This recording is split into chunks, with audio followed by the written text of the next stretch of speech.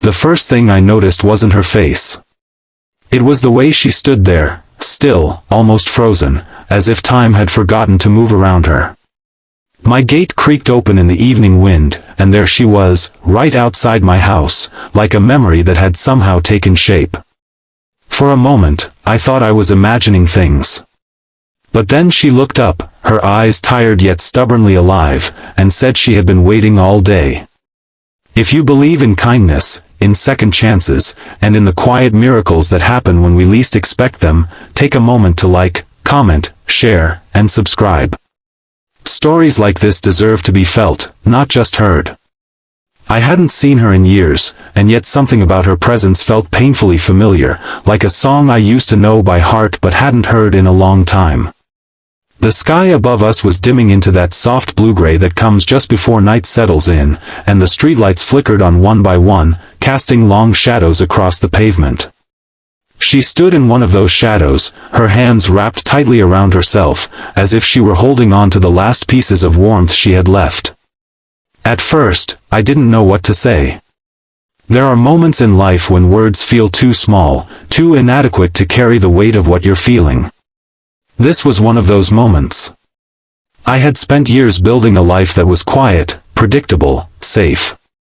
A life where the past stayed exactly where it belonged, behind me. And now, here she was, standing at my doorstep, pulling all those carefully buried memories back to the surface. Her voice, when she spoke again, was softer this time, almost uncertain. She said she didn't know where else to go. She said she had thought about leaving, about walking away before I got home, but something had kept her there. Something had told her to wait, even if it meant standing outside all day, even if it meant risking rejection. There was a time when I would have done anything for her. A time when her presence alone could turn the worst day into something bearable. But that was before everything fell apart, before the misunderstandings, the silence, the long, painful distance that grew between us until it became impossible to cross. I remembered the last day I saw her, how it ended not with shouting or anger, but with a quiet, heavy kind of sadness that lingered in the air long after she walked away. We had both been too proud, too hurt to say what needed to be said. And so we let each other go, convincing ourselves it was for the best. Now, standing in front of me after all these years, she looked different. Not just older, but worn in a way that went deeper than time. There was a fragility to her, like something inside her had been cracked but not completely broken. I stepped aside without thinking, opening the gate wider. It wasn't a grand gesture. It wasn't forgiveness or acceptance or anything that simple. It was just instinct, the quiet pull of something I couldn't quite explain. She hesitated for a second, as if she wasn't sure she was allowed to step into my world again. Then she moved forward, slowly, carefully, like someone walking on unfamiliar ground. Inside, the house felt smaller than usual, as if it wasn't used to holding more than one person. I had lived alone for so long that everything had settled into a certain order, a certain rhythm. Now, that rhythm was disrupted, replaced by the sound of her soft footsteps and the quiet tension that filled the space between us. She didn't sit down at first. She just stood there, looking around, taking everything in. I wondered what she saw, whether she saw the life I had built, or the emptiness I had learned to live with. Eventually, she sank into the edge of the couch, her shoulders slumping slightly, as if the act of sitting down had finally allowed her to feel how tired she really was. I brought her a glass of water, placing it in her hands. They were cold, colder than they should have been. She wrapped her fingers around the glass like it was something precious, something she needed to hold on to. For a while, neither of us spoke. The silence wasn't uncomfortable, but it wasn't easy either. It was filled with everything we hadn't said, everything we didn't know how to say now. When she finally began to talk, it came slowly at first, like she was testing the words before letting them out. She told me about the years we had spent apart, about the choices she had made and the consequences that followed. She spoke about the mistakes, the regrets, the moments when she had thought about reaching out but didn't. There was a heaviness in her voice, a quiet acknowledgement of everything that had gone wrong. But there was also something else, something softer, something that felt like hope, even if it was fragile and uncertain. As I listened, I felt something inside me shift. It wasn't sudden, and it wasn't dramatic. It was more like a slow thaw, the kind that happens after a long winter when the ice begins to melt, one small drop at a time. But forgiveness isn't simple. It doesn't happen just because someone shows up at your door and says they've been waiting. It's complicated, messy, tangled up in all the things you've been holding on to for so long. And as much as I wanted to believe that her presence meant something, that it was the beginning of something new, there was still a part of me that held back, that questioned everything. That night, she stayed. Not because we had reached some understanding or resolution, but because neither of us knew what else to do. I gave her the spare room, the one I rarely used, and for a while, I lay awake, staring at the ceiling, listening to the faint sounds of movement from down the hall. I thought about the past, about the way things used to be, about the version of myself I had been back then. I wondered if that version of me still existed, or if it had been replaced by someone else entirely. Someone more cautious, more guarded, less willing to take risks.